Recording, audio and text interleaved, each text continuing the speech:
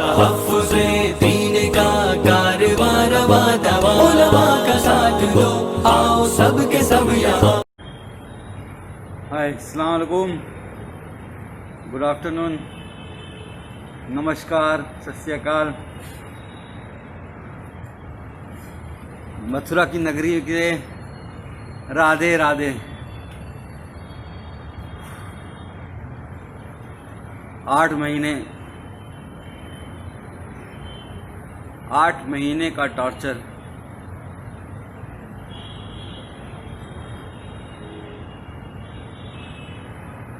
तो सबसे पहले आप सब लोगों का 138 करोड़ भारतीयों का, अपने देशवासियों का मैं शुक्रिया अदा करना चाहूँगा, धन्यवाद अदा करना चाहूँगा, जिन्होंने मेरे लिए सोशल मीडिया पे हो, चाहे दुआएं मांगी हों, चाहे प्रार्थना की हो, चाहे मंदिर गए हों, गुरुद्वारा गए हों, मस्जिदों में, चर्च में, हर जगह जहाँ से इतनी दुआएं मेरे लिए हुई हैं, मैं सोच भी नहीं सकता था कि लोग मुझे इतना चाहते हैं। आप सबका बहुत बहुत शुक्रिया। वरना तो इस बार जेल में इतनी, मतलब 5 दिन तक मुझे खाना तक नहीं दिया गया। इतना टॉर्चर किया गया, मेंटली भी और फिजिकली भी, कि क्या बताऊं आपको। अगर कहा जाए, खुद को पोषण का शिकार हो गया हूं। पैर दिखोगे कभी, अभी दिखाता हूं तो ऐसा लगेगा कि मतलब लकड़ी हो गया है, पर निकल आया बाहर। और जुडिशरी का बहुत शुक्रगुजार हूं। जुडिशरी ने एक बहुत अच्छा डिसीजन दिया है। वो मेरा ऑर्डर ले आना। जुडिशरी ने बहुत अच्छा ऑर्डर दिया है और उन्होंने साफ साफ कहा है कि डॉक्टर कफील ने जो अलीगढ़ में भाषण दिया था, वो कोई भड़काऊ भाषण नहीं था। वो देश की यूनिटी के लिए, अखंडता के लिए, एकजुटता के लिए था। और उन्होंने साफ साफ कहा है, डॉक्टर कफील ने,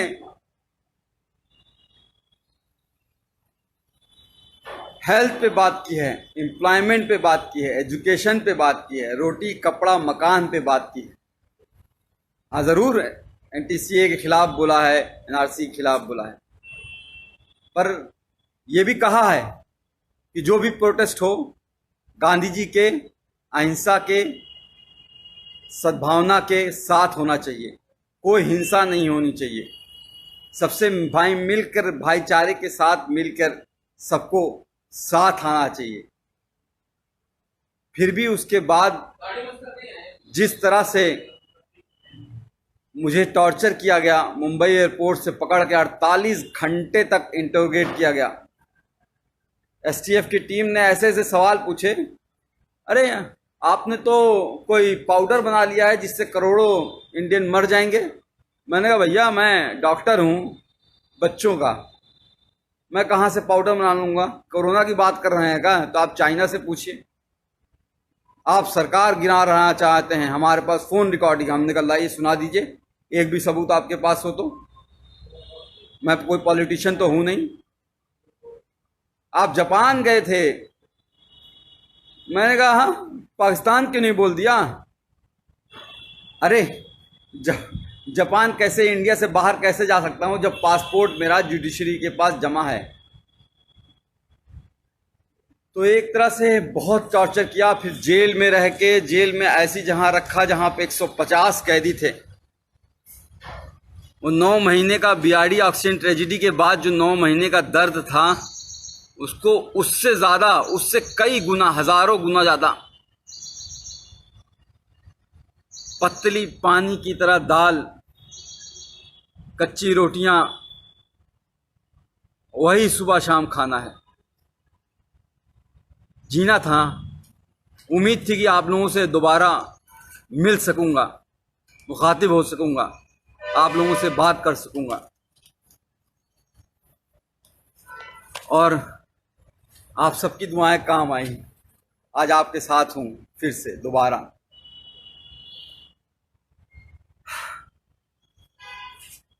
हाँ, आसिफ भाई, तनवीर भाई, अस्सलाम वालेकुम। मथुरा की नगरी कृष्ण जी की पवित्र नगरी में रह के बहुत कुछ सीखा कि किस तरह से भगवान कृष्ण ने कहा है कि कभी भी किसी को धोखा नहीं देना, अपना दिल साफ रखना, यही धर्म होता है। और हम लोग रामायण देखते थे 9 बजे से 10 बजे तक, हर रोज आता था, लॉकडाउन के टाइम भी। तो उसमें भी जो उत्तर रामायण में महर्षि वाल्मीकि जी ने श्री रामचंद्र जी को जब एक बात कही थी, जब उन्होंने धनुष उठा लिया श्री लव कुश के खिलाफ ही, तो उन्होंने कहा था कि राजा का धर्म राजधर्म होता है, राजहट नहीं। पर यहां तो राजा मेरा बाल हट पे आ गया है। बच्चों की जान बचाने की कितनी बड़ी सजा दोगे भाई? क्या बच्चों को जान बचाना इतना बड़ा गुनाह हो गया था? सॉरी, लोग फोन कर रहे हैं, फोन नहीं कीजिए कोई भाई, मैं कुछ देर बात कर लूँ, बहुत दिनों बाद, 8 महीने बाद आपसे। राकेश चौधरी साहब शुक्रिया, वैभव पाठक थैंक यू यार, थैंक यू। रिजवान खान साहब इस्लाम, आई लव यू टू। तो मैं ये कह रहा था कि महर्षि वाल्मीकि जी ने श्री रामचंद्र जी से कहा कि बाल हट मत करो। इस तरह से प्रताड़ना देना, 9 महीने उस वक्त जेल रखना, फिर बहराइच वाले कांड में भी 2 महीने जेल रखना, फिर 8 महीने इतना टॉर्चर कराना। जेल में बार बार सिर्फ यही कहा जा रहा था कि तुम उन 70 बच्चों की बात नहीं करोगे, जो 70 बच्चे ऑक्सीजन की कमी से मर गए हैं, उनकी कभी बात नहीं करोगे, उनको भूल जाओ। कैसे भूल जाऊं? अपने सामने मरते हुए उनको देखा है।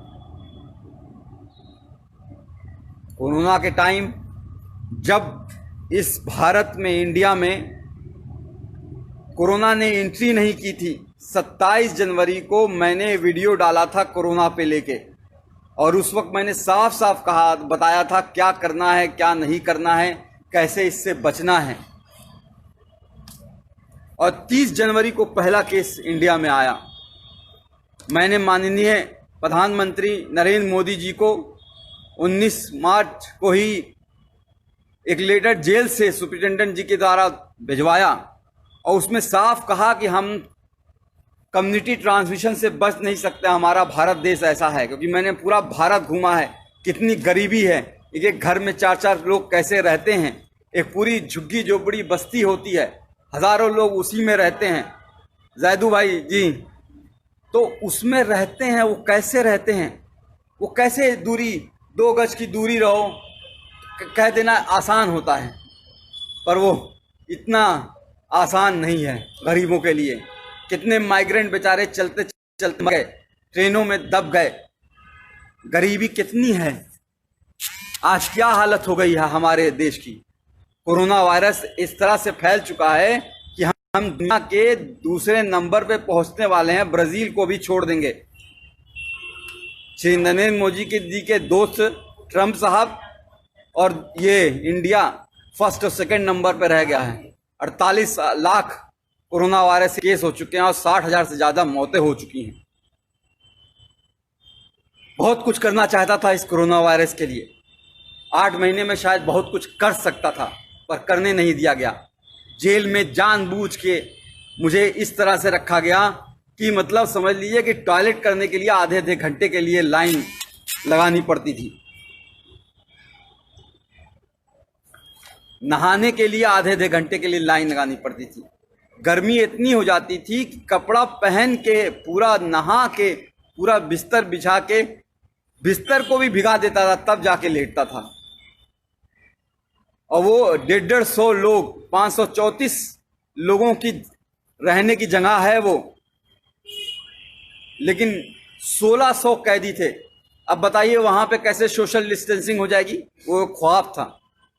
लोगों की सांसें, लोगों की बदबुआं, लोगों की मतलब पेशाब की महक, और एक टॉयलेट होता था, 150 लोगों के बीच एक टॉयलेट।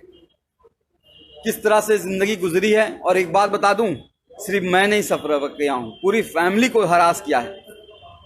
पूरी फैमिली को जिस तरह से प्रताड़ित किया गया है उसका कोई बयान नहीं है। गोपाल दीक्षित जी शेखर जी मैं हाईएस कर रहा हूँ अपनी सेहत, अब तो कुछ बनाऊंगा। वहाँ तो पतली दाल से ज़िंदगी बस चलानी थी। तो मेरा बच्चा जो 11 महीने का था, जब चल नहीं पाता था तो उसे छोड़ गया था। आज चलता है, दौड़ता है, बोलता है। पिछली बार भी जब बीआरडी में 70 बच्चे मरे थे और उस वक्त भी बिना बात के झूठ केस में फंसा के जेल भेज दिया गया। और जब 9 महीने बाद हाई कोर्ट ने कहा कि अरे डॉक्टर कफील की कोई गलती नहीं थी, इंक्वायरी रिपोर्ट में आ गया अरे डॉक्टर कफील की कोई गलती नहीं थी, तो भी जब बाहर आया तो मैंने अपनी बच्ची को चलते हुए देखा। उस वक्त भी अपनी बच्ची जब वो को छोड़ के गया था तब भी वो 11 महीने की थी, चल नहीं पा रही थी और बड़ी हो गई थी। आज मेरे दोनों ही बच्चे, मेरे ही दोनों बच्चे, मैं खुद अपना बाप होके, मैंने दोनों बच्चे, मुझे बाप पापा का मतलब नहीं समझते हैं, अब्बूजान का मतलब नहीं समझ पाते हैं, पिताजी का मतलब नहीं समझ पाते हैं। ये दर्द है। मेरी माँ 65 साल की बूढ़ी होके हाई कोर्ट और सुप्रीम कोर्ट के चक्कर लगाती रही, तब जाके ये जीत हुई है। और जुडिशरी ने इतना अच्छा ऑर्डर किया है। एक बात और करा दूं, एसटीएफ का शुक्रगुजार हूं कि उन्होंने मुंबई से मथुरा लाते वक्त मेरा इनकाउंटर नहीं कर दिया विकास दुबे की तरह, वरना तो शायद वो मुझे मार ही देते। लोगों की आवाज़ को दबाना ही इनका काम है। बहरहाल ऑर्डर आपको पढ़ के सुनाना चाहूँगा। इतना अच्छा ऑर्डर गोविंद माथुर साहब ने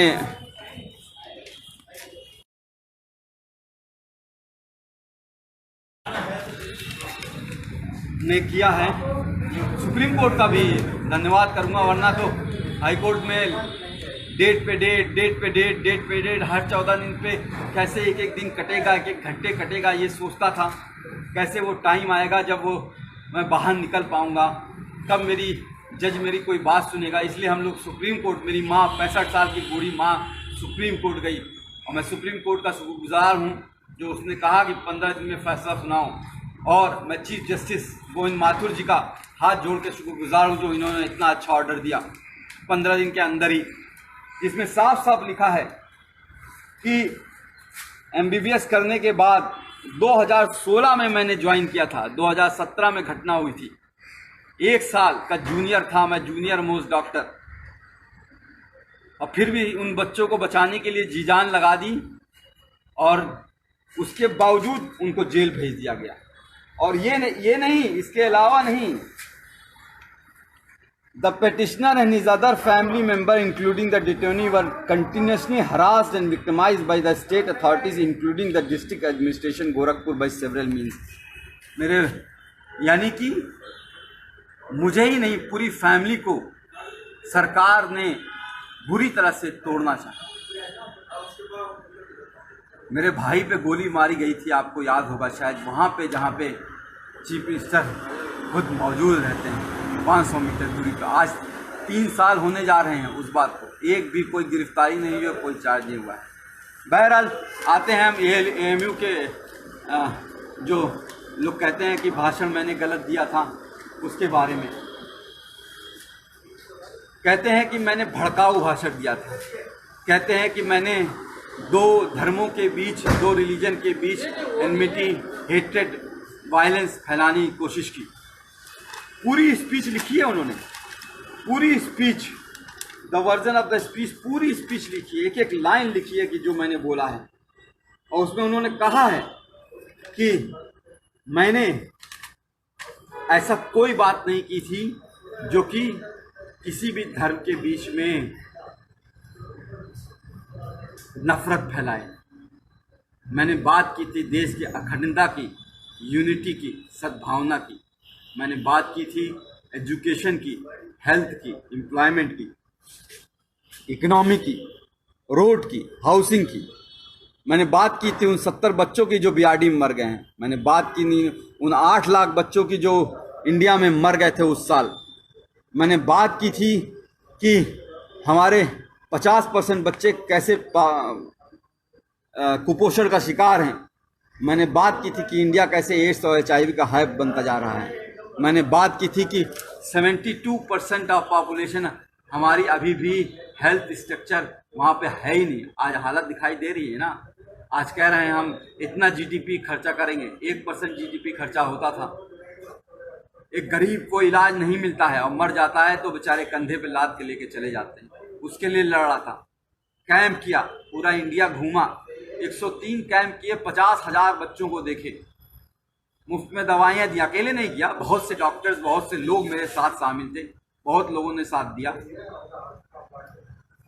पर हुआ क्या, उसको भी दबा दिया गया। इस कोरोना टाइम के मैं जब रियली काम कर सकता था, शायद कोई नई दवा खोज सकता था कोरोना के खिलाफ, शायद कोई नई वैक्सीन खोज सकता था, टीका खोज सकता था, उस वक्त जेल में डाला। बहरहाल बाहर आ गया हूँ, कोशिश करूँगा और फिर से मुख्यमंत्री योगी आदित्यनाथ जी से निवेदन करूँगा कि मुझे नौकरी पे वापस ले लें। 3 साल से सस्पेंड किए हुए हैं। कैसे ज़िंदगी चल रही है, कैसे फाइनेंशियल कंडीशन है, आपको बता नहीं सकता। सुप्रीम कोर्ट और हाई कोर्ट की फीस कैसे भरी गई है, बता नहीं सकता।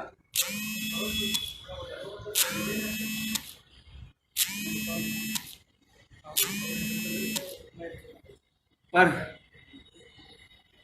लड़ा, कहते हैं ना, इस जुल्म की दौर में जुबां, कहते हैं ना कि इस जुल्म के दौर में जुबां खोलेगा कौन। अगर हम भी चुप रहेंगे तो बोलेगा कौन। तो बोलना ज़रूरी है, किसी न किसी को कुर्बानी देनी होगी और शायद ऊपर वाले ने मुझे चुना है। बहरहाल बाहर आ गया हूँ, कोशिश करूँगा कि सबसे पहले बिहार, असम, केरल, कर्नाटका, तमिलनाडु, जहाँ पे बाढ़ आई हुई है, बाढ़ से तो एक बहुत बड़ा नुकसान होता है। घर डूब जाते हैं, घर टूट जाते हैं, लोग बिखर जाते हैं। लेकिन सबसे ज़्यादा नुकसान तब होता है जब बाढ़ का पानी चला जाता है। पिछली बार हम लोग केरल और असम और बिहार में हम लोगों ने बहुत काम किया था और इस बार भी काम करना चाहूँगा, क्योंकि बाढ़ का पानी बीतने के बाद बहुत सी बीमारियां आती हैं, महामारी आती है। Chikungunya, malaria, dengue, Kalra, skin disease, चमड़ी की बीमारियां, आँखों की बीमारियां, कान बहना बहुत होता है। उस पर काम करना चाहूँगा। कोरोना वॉरियर की तरह काम करना चाहूँगा।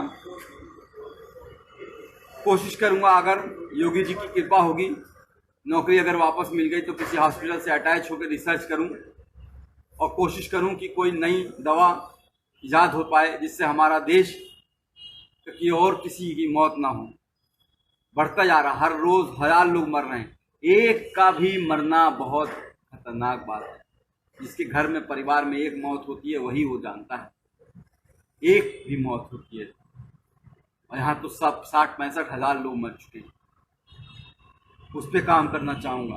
और अगर वैक्सीन के लिए कहेंगे कि मैं गिनी पिग बन जाऊँ, मेरे ऊपर रिसर्च हो जाए, मैं खुद टीका लगवा लूँगा, अपने आप को वॉलंटियर करूँगा मैं।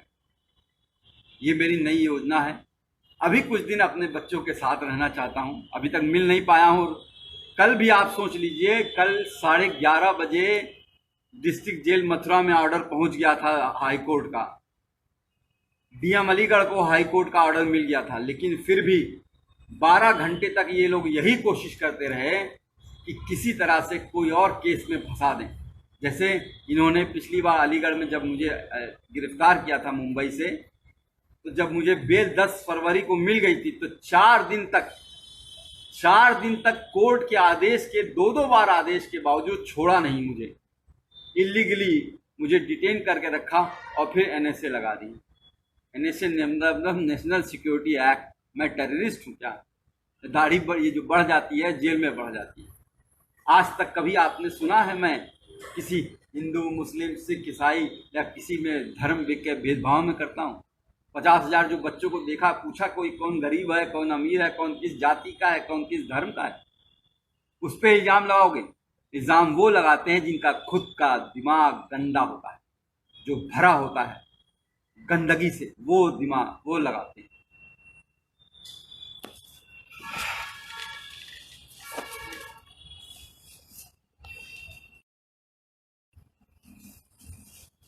अभी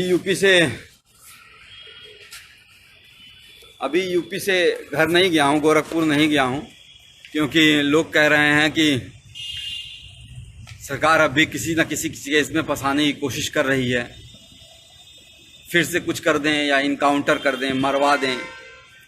हो सकता हो आपके बीच में ना रह पाऊँ, हो सकता हो ये हमारी और आपकी आखिरी मुलाकात हो। यादव जी सही कह रहे हैं, मिनास गली आप, थैंक यू, शुक्रिया। मोहन चंद सिंह चौधरी समर साहब, थैंक यू। तो मैं कह रहा था कि कोरोना वायरस एक ऐसी डिजीज़ है जो फैलती ही रहेगी। मैंने उस वक्त 19 मार्च को ही लिख दिया था कि 30 से 40 लाख लोग उस वक्त मैंने एस्टिमेट किया था कि अफेक्टेड होंगे, और ऑलरेडी 30 से 40 लाख लोग अफेक्टेड हो चुके हैं। और अभी ये रुकेगा नहीं, अभी ये 1 साल चलेगा जब तक वैक्सीन नहीं आएगी। अभी यूपी, बिहार और मध्य प्रदेश जैसे इलाकों में जहाँ बहुत पॉपुलेशन है वहाँ ये फैलने वाला है, और बुरी तरीके से। हमें बहुत काम करना पड़ेगा, हमें मिल के काम करना पड़ेगा। मुझे आप सबकी बहुत ज़रूरत है, आप सबका बहुत सहयोग की ज़रूरत पड़ेगी। जी शहजाद साहब, जी पांडे साहब, नमस्कार। राधे राधे। कृष्णा की नगरी में हूँ, वृंदावन जरूर जाना चाहूँगा एक बार ठाकुर जी के दर्शन करने के लिए। बात यहाँ पे लोग मन की बात करते हैं लेकिन ये नहीं बताते हैं। अब आप देख लीजिए, हम लोग तो टीवी पे देख रहे हैं, पिछले 3 महीने से सुशांत सिंह राजपूत को ही सुने जा रहे हैं। भाई फोन नहीं करो, फोन करने के वजह से बार बार पॉज हो जा रहा है।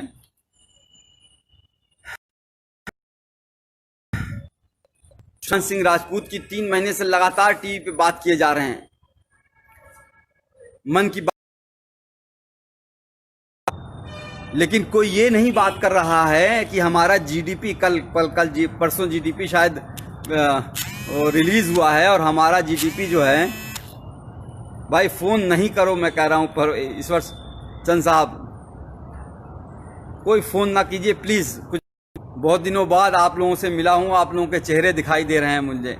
शमसुल मलिक साहब, नूर खान, रेहान खान साहब, आदित्य राज साहब, आफ्ताब, तो आप सबसे बात करना चाहूँगा, फ़ोन ना करें। तो मैं कह रहा था कि जो मेन बातें हैं टीवी पे डिबेट जो होती है वो नहीं हो रही है। शायद कुछ टीवी, एनडीटीवी है, या आपका मिरर नाउ है, टाइम्स नाउ है, या फिर इंडिया टुडे है, इस सब पे हो रही होगी।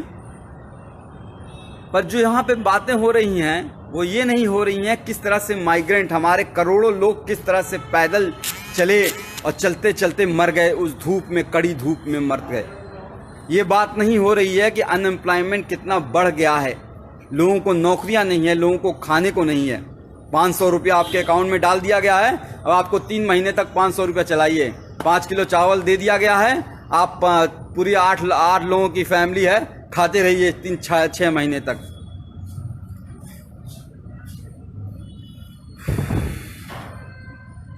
बात जो है रियल इशू पे होगी ही नहीं, एजुकेशन पे होगी ही नहीं, एम्प्लॉयमेंट पे होगी ही नहीं, हेल्थ पे होगी ही नहीं। हमारा जो कोई भी आप हॉस्पिटल देख लीजिए क्या हालत हो गई है। कोई भी सरकारी हॉस्पिटल में जाना नहीं चाहता है। आपने ध्यान दिया है, कोई भी बड़ा मंत्री, कोई भी बड़ा अधिकारी, कोई भी बड़ा जो है चीफ मिनिस्टर हो, या कोई भी हेल्थ, मतलब मैं नाम नहीं लूँगा, सब लोग वेदांता में जाके इलाज करा रहे हैं। वेदांता यानी कि नोएडा में करोड़ों रुपए का इलाज करा रहे हैं, लेकिन कोई भी सरकारी हॉस्पिटल में नहीं जाना चाहता है। क्यों? क्योंकि सरकारी हॉस्पिटल की हालत खराब है। वहाँ गरीब जाएगा, गरीब मरेगा, और गरीब मरता है तो मर जाने दो, क्या फर्क पड़ता है।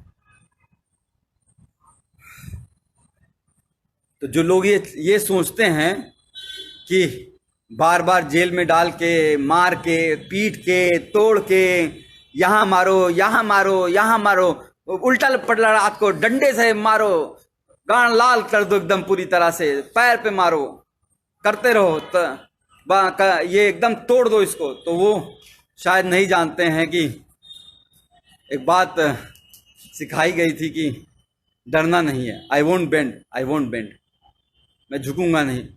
डरना आता नहीं हमें, चाहे जितना भी डरा लो। हर बार एक नई ताकत से उठेंगे, चाहे जितना भी झुका लो।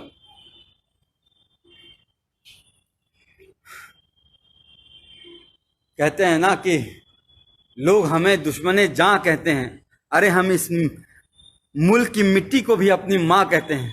उसको तुम जो है उस पे एनएसए लगा देते हो हैं? कोर्ट ने कहा है कि जो कुछ है यह अवैध एनएसए लगा है, सारा अवैध लगा है। देखो कि क्या हालत बनाई है। भट्टी साहब आप बोल रहे हो तो देखो क्या हालत बना दी है। मैं कुपोषण के लिए वो कर रहा था, ये देखो ये टांगे हैं मेरी, ये हाथ है। खाना जो है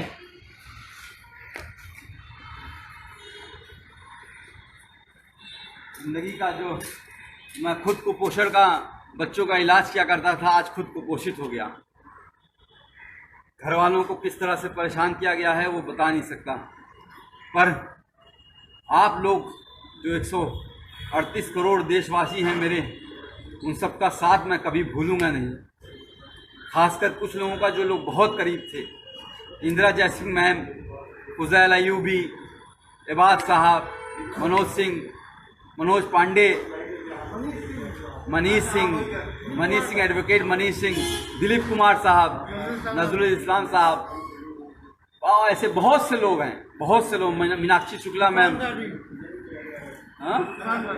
इरफान गाजी, हाँ अलीगढ़ के इरफान गाजी साहब, तो बहुत से लोग हैं। तो सबका नाम तो नहीं ले सकता मैं, बहुत से लोग हैं, 138 करोड़ लोग हैं, सबने बहुत मदद की है। सबका बहुत बहुत शुक्रिया। जल्दी बिहार आ रहा हूँ और जल्दी हम डॉक्टर कफील खान मिशन इस्माइल फाउंडेशन के तहत कैंप लगाएंगे। और इस बार एक बड़ी टीम बना के एक साथ कई जगह पे, असम, बिहार, तमिलनाडु, कर्नाटका, केरल, आंध्र प्रदेश, जहाँ पे मध्य प्रदेश, जहाँ पे बाढ़ ने, पश्चिम बंगाल जहाँ पे तूफान आया हुआ है, अभी भी लोगों को घरों पे टूटे हुए पड़े हैं, हर जगह पे जाना चाहूँगा, पूरा देश जाना चाहूँगा। पूर्वांचल अपना, गोरखपुर अपना, उत्तर प्रदेश, हर जगह जाना चाहूँगा। पूरा भारत में टीम बना के हम इस बार एक बड़े लेवल पे कैंप करेंगे और इसमें आप सबका बहुत सहयोग चाहिए। मयंक वर्मा साहब, अब आप कुछ लोगों से बातें कर लेता हूँ। मयंक वर्मा साहब सही कह रहे हैं, दाढ़ी का कल काट दूंगा। बच्चों का इंतज़ार कर रहा हूँ, बच्चे आ जाएं, एक बार उनसे मिल लूँ, उसके बाद मेरी गोटी वापस आ जाएगी। अवनीश चौरा साहब, जी हाँ, बहुत मारा, फिजिकली और मेंटली बहुत टॉर्चर किया। फिजिकल में जो टॉर्चर होता है वो इस तरह से होता है कि शायद जख्म थोड़े भर जाते हैं, पर जो मेंटल टॉर्चर होता है वो बहुत दिनों तक रहता है, दिमाग ख़राब हो जाता है। इन 8 महीनों में देखिए किस तरह से झुर्रियाँ आ गई हैं, किस तरह से काले पड़ गया हूँ, किस तरह से जो है 10 साल बूढ़ा कर दिया है। जुबैर पीके साहब, बोलना ज़रूरी है।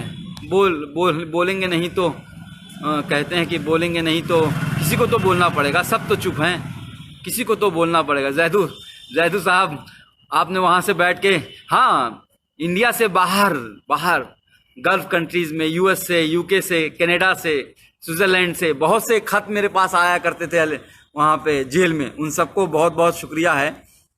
शेर खान साहब, सत्य की जीत होती है, सत्यमेव जयते। हमें अपने कॉन्स्टिट्यूशन में, बाबा साहब अम्बेडकर के कॉन्स्टिट्यूशन में बिलीव करना है और उसी की वजह से मैं बाहर आया हूँ। कुछ लोगों ने सरकारी एजेंसियों को जिस तरह से अपने कब्जे में करके लोगों को प्रताड़ित करते हैं वो सही नहीं है। ऑटोक्रेटिक, हमारा देश डेमोक्रेटिक है, तो डेमोक्रेटिक कंट्री है, तो डेमोक्रेटिक कंट्री में आपको फ्रीडम ऑफ स्पीच एक आर्टिकल 21 में दी गई है। लिबर्टी, स्वतंत्रता, समझ गए? तो बोलना ज़रूरी पड़ेगा। हम नहीं बोलेंगे, कुर्बानी देनी होगी, किसी ना किसी को कुर्बानी देनी होगी। तुर्तमस Shirom Kumar sahab, yes thank you. Shaina मुजरबिया, सिद्धांशु कुमार, हाँ कुछ दिन एक्सरसाइज करूँगा और हेल्थ बनाऊँगा, क्योंकि ज़िंदा रहना है, आप लोगों के बीच रहना है और काम करते रहना है, तो हेल्थ पे भी ध्यान दूंगा। डेरिक गुजर, थैंक यू। या ज़रूर मैं करूँगा, हाँ thank you. Shubhan Jamal sahab, Mohammad Kalapatti from Dubai, all the best, thank you. मैंने कहा ना, गल्फ़ कंट्री से बहुत प्यार आया, बहुत मिला है। केरल के लोगों ने बहुत सहयोग किया हुआ है, पूरा साउथ ने, पूरा नॉर्थ ने, पूरा सेंट्रल ने, बिहार के लोगों ने जिस तरह से आंदोलन चलाया, पश्चिम बंगाल में जिस तरह से आंदोलन चला, आसाम में जिस तरह से आंदोलन चला। अब अभी हमारे कई भाई अभी बहुत जेल में हैं, उनके लिए हमें आवाज़ उठानी पड़ेगी। मैं बच्चों के साथ नहीं हूँ, चूँकि कल रात में पुलिस की घेराबंदी हो रही थी और कुछ और बातें हो रही थी जिसको हम डिस्कस नहीं कर सकते हैं, तो इस वजह से अभी बच्चे मेरे पास पहुँचे नहीं हैं। मैं अभी अपने बच्चों को देख नहीं पाया हूँ, आंखें तरस रही हैं, गले मिलना चाहता हूँ अपने बच्चों के साथ, अपनी माँ की गोद में लेट के रोना चाहता हूँ, सीरियसली रोना चाहता हूँ। तब जिस तरह से जिंदगी कर दी है, अपने ही बच्चों को से दूर कर दिया है, एक बार उनसे मिलना चाहता हूँ, एक बार माँ की गोद में लेट के सोना चाहता हूँ, सुकून की नींद सोना चाहता हूँ। यार पता है जेल में क्या होता था, 8-2 घंटे पे पहरा लगता था। हाँ साहब, भी 146 कैदी नमहबंदी सकुशल हैं, 6 बजे सुबह, 5 बजे सुबह लाइन लगाओ, परेड लगाओ। 8 महीने तो मैंने अभी 4 पन्ने के लेटर में शायद लिखी है, आप लोग को शायद मिलना होगा। चंद मित्रा साहब, थैंक यू। मुदस्सिर साहब, बुशरा, दीपक यादव, अमजद, पंडित जी, तैयब खान, रोहित, शुभम, जयप्रकाश चाचा, ब्रिजेश सिंह की बड़ी याद आई जो गोरखपुर में थे, योगेश सिंह जी, सब आप लोग का, सब लोग का बहुत बहुत धन्यवाद है। कुछ और पूछना चाहेंगे कि फिर मिलेंगे? बहुत बहुत शुक्रिया आप सबका। आजम खां, आपको भी फूल, गुलाब का फूल।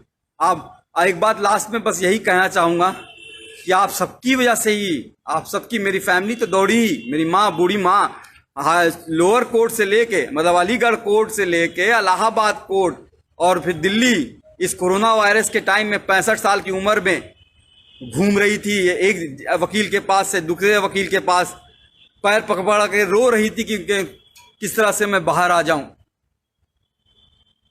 तो उनका तो है ही योगदान, भाई बहनों का तो योगदान है ही, आप सबका ही बहुत बहुत योगदान है। आप सबके बिना शायद, जो ट्विटर में मैंने सुना 12 लाख लोग एक बात हो गए। ट्विटर अकाउंट मेरा बैन किया हुआ है, डॉक्टर DRKFEEL खान करके है, उसको बैन किया हुआ, उसके लिए आवाज़ आपको उठानी पड़ेगी। ट्विटर अकाउंट क्यों बैन किया है, ऐसा क्या कर दिया था? अब तो हाई कोर्ट का ऑर्डर आ गया जिसमें बार साफ साफ कहा गया है कि जी सन्नी प्रजाति से कि ये इलीगल था। Justice prevail, yes. Amit Sohail साहब, मोहम्मद गयूर कहिशी, दिनेश कुमार यादव जी, कुछ दिन अपने परिवार के साथ रहिएगा। मीडिया से दूर रहूँगा, जी जी जी जी जी, ज़रूर ज़रूर। राकेश चौधरी साहब, thank you. Adil, thank you. आप सबका बहुत बहुत शुक्रिया। बस अपनी फैमिली का इंतज़ार कर रहा हूँ, शायद कुछ घंटों में उनसे मिलूँगा और कुछ दिनों में ही आपके सामने नए जोश के साथ फिर से सामने आऊँगा आपके साथ।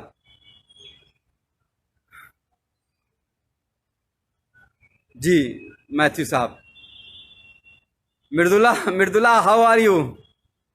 Ubaid, Sanoj Kumar ji, thank you. Doctor Kirti Sinha, Mudassir Khan में साहब जी, जासिब, इतने सारे गुलाब मत भेजिए भाई। बस नईमुद्दीन साहब, जैसे आप कह रहे हैं कि वैसे ही आप लोगों का साथ चाहिए होगा। हम लोगों को जो मेन बेसिक इशू है, रोटी कपड़ा मकान और स्वास्थ्य और नौकरी और शिक्षा की बात करनी है, उस पर ही हम लोगों को काम करना है कि हर गरीब को, 138 करोड़ भारतीयों को, देशवासियों को उनका अधिकार मिले। चाइना जो है घुसा जा रहा है देश के अंदर, इस तरह से नहीं। हमारे सैनिक पाकिस्तान की सरहदों पे मारे जा रहे हैं रोज, उस तरह से नहीं। सबको मुंह तोड़ जवाब देना है।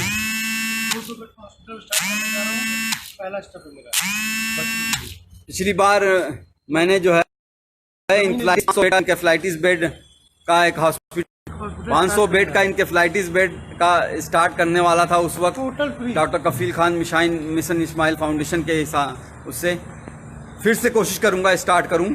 और जहां पे हीरू यादव लश्कर साहब, फिर से स्टार्ट करूंगा और कोशिश करूंगा कि ज़मीन जल्द से जल्द ले लूं और हर गरीब का वहां पे फ्री इलाज हो, वैसे ही जैसे बड़े बड़े हॉस्पिटल में नोएडा में और गुड़गांव में और दिल्ली में और अहमदाबाद और कोलकाता और में होता है, फ्री में। मतलब कंसल्टेशन से लेके हर चीज़, दवाई और खाना और रहना, सब कुछ फ्री होगा। आना जाना तक फ्री करेंगे इंशाल्लाह जी। आप सबका सहयोग है, इसकी ज़रूरत होगी।